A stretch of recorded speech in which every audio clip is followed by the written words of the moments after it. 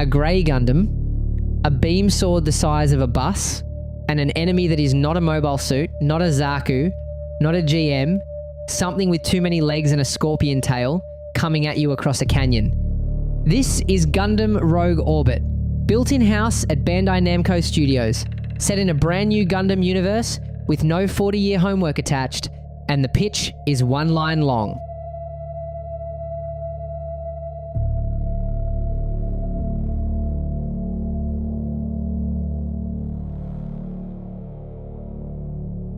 Let's go through it properly. Quick orientation, revealed on the 5th of June at Summer Game Fest, then a proper feature dump at San Diego Comic-Con in July. It's a third-person, high-mobility action game, PlayStation 5, Xbox Series X and S, and Steam in 2027. Bandai's own words. A high-mobility action game that delivers a bold new take on Gundam through fast cinematic combat in an all-new universe. That last bit matters. Not Universal Century, not the Common Era, a clean slate. Which means you do not need to have watched a single episode of anything to start here. For once, that's not marketing fluff. There is nothing to catch up on. So, the world, the pilot, the machine, how it plays, and what you can put on a shelf. Start with the setup, because it's a good one. Something arrives in our solar system from another galaxy, an autonomous interstellar object. Instead of attacking, it gives humanity 3 things: gravity control, faster than light communication, and cognitive materialization, turning thought directly into matter. So we do what humans do, we take all 3 and we run colonies, the moon, the whole solar system inside one generation. Then, less than 10 years after we found it, the object turns. It stops being a gift and starts breeding. An aggressive, self-proliferating ecosystem spreading faster than anything built to stop it. We give it a name: the Apocalypse. Humanity fights it to a standstill for 3 months in orbit above our own planet, and then has to abandon the planet anyway. That year becomes AA1. The first year after Apocalypse, humanity restarts the calendar from the day it lost home. And here's why I like it. Most Gundam is humans versus humans, and the tragedy is we did it to ourselves.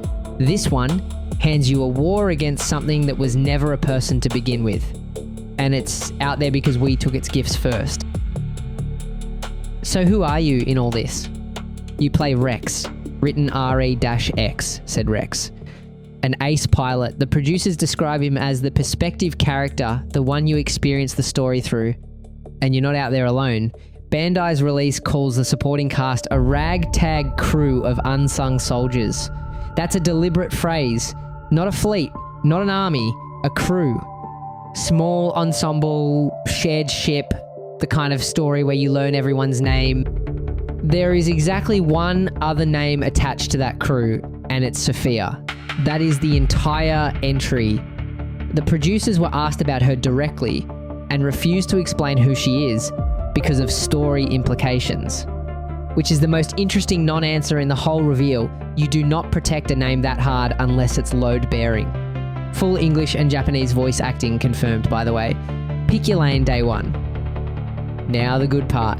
The machine, you fly the Gundam Helix designation Arc 10, which so far only appears on the Gunpla box art, not in the game copy itself. Look at it, because it's doing something the franchise usually does not. It's grey, panelled, scuffed, deliberately unglamorous, no hero red, blue and yellow, Tomiyama's own description. A photorealistic Gundam that hasn't really been done before. It reads like hardware, not a toy. 3 things the assets tell us. 1. It's a melee machine first. That beam sword is absurd, and it anchors nearly every screenshot. Bandai's Steam copy promises fast and hard-hitting melee combat, where every fight rewards skill, mastery, and quick, decisive action. Melee, not shooting. 2. It has funnels. Little white pods deployed and floating around it, visible in at least 2 of the 6 screenshots. Nobody at Bandai has used the word yet. They are right there. 3, and I'm flagging this one as single source, Reporting out of the San Diego Comic-Con panel says the Helix's waist and spinal structure were designed as a direct lineage from another machine in this universe, the Gundam Zero. That's Monstervine, not a press release, so take it as reported rather than confirmed. If it holds, the silhouette you fly is a deliberate descendant design, world building baked into the geometry. Stop on this one for a second. That is a colony interior. Those are sunflowers. That is a Gundam standing in a field of them, holding a beam sword the size of a bus while something on fire comes through the ceiling. Somebody on this art team knew exactly what they were doing. Right. The combat. Everything Bandai has actually described. The headline is High Mobility, Ground and Air, with the producers calling out seamless transitions between the two as a core design priority. You're not a ground unit that sometimes hovers. You're meant to be moving constantly in 3 dimensions. Mission shape. Sprawling environments and large arenas filled with enemy hordes, then massive boss encounters, crowds, then a wall. Space Canyon colony interior, asteroid field. 6 screenshots covering 4 different environment types, which is a decent sign for variety, and the enemies are what I keep coming back to. There are no Zakus, no GM units, no grunt suits, nothing you have shot at before. The Apocalypse designs are multi-limbed and animal. Game Informer described them as resembling dragons and scorpions. The producers would not go further than that because of story implications, but the priority is clear enough. They've said the first overall objective of this game is a satisfying action game. Gundam Convention comes second. Producer Yuya Tomiyama. Our main points of focus regarding the action in this game is that it truly feels good and satisfying to play for the player.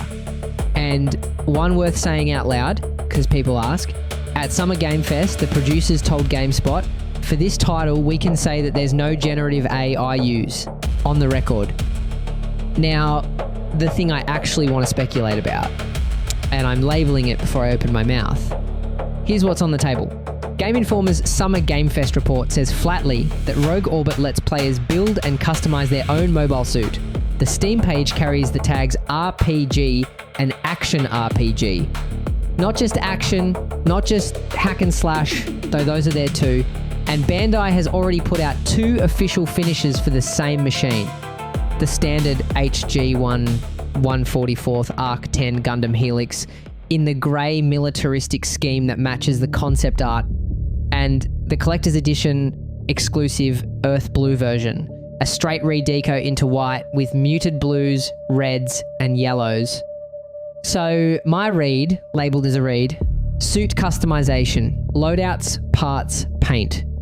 1 mobile suit, you pilot the whole game, RPG tags on the store page, a canonical alternate colorway already in production, and 1 outlet saying the feature outright. But here's the honest bit. Bandai has never named it as a feature. No screenshot, no menu, no bullet point in any press release. Everything above is circumstantial. If they do announce customization, remember that the Earth Blue kit told us first. Quick news beat, then straight back to the game. At Comic-Con, Bandai Namco Filmworks announced Rogue Orbit is not standing on its own. It's part of the RG project, a new shared Gundam universe, and there's an anime in it. Mobile Suit Gundam RG Alex Zero in 2027 at Solar Animation, directed by Kenji Kamiyama of Ghost in the Shell standalone complex. It's set at AA45, which Bandai's release puts roughly 100 years before Rogue Orbit. Same universe, a century earlier, different pilot, different machine. What that means for you. Background, not homework. The game is built as a standalone entry point, and Bandai has been consistent about that. Watch it for context. Skip it, and Rogue Orbit still works. No broadcaster and no date on the anime yet, by the way. For the shelf people. And I know you're out there. The standard HG1 144th Arc 10 Gundam Helix in the grey scheme, the collector's edition exclusive Earth Blue version, and an HG1 144th Gundam Zero, the anime's machine. So both leads get Gunpla before either property exists. Bandai Hobby gave the pair a dedicated RG project page in late July, with front and back renders, and still printed no price on either, and nothing firmer than 2027. Next chance to see them in person is the Tokyo Toy Show, the 29th and 30th of August.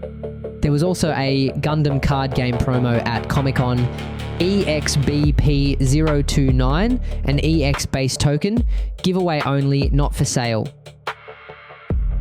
Gundam Rogue Orbit, PlayStation 5, Xbox Series X and S, and PC via Steam. 2027, no firmer date yet. In-house at Bandai Namco Studio. Single player, per the Steam page. No co-op, no multiplayer listed. And for a mech game in 2027, that'll be a talking point for some of you. 9 supported languages, including simplified and traditional Chinese subtitles, with full English and Japanese voice, provisionally rated PG-16 in Europe, and ESRB rating pending in the States. And the honest caveat, we still have not seen this game running. 6 screenshots and a cinematic trailer. The Game Informer preview was hands-off. Gameplay footage is the next thing to watch for. So that's Rogue Orbit. A brand new universe, a properly strange enemy, a grey photoreal Gundam that fights with a sword, a ragtag crew, and an in-house team whose stated first objective is making it feel good in your hands. No lore homework, no 40 years of continuity. Here's a mech, here's a war, off you go. Tell me in the comments, what do you want to see first, the gameplay reveal or the enemy roster? I know which one I'm waiting on, and it has a scorpion tail. Like it if this got you interested. Subscribe for the gameplay breakdown. The second Bandai shows this thing running, and I'll see you in the next one.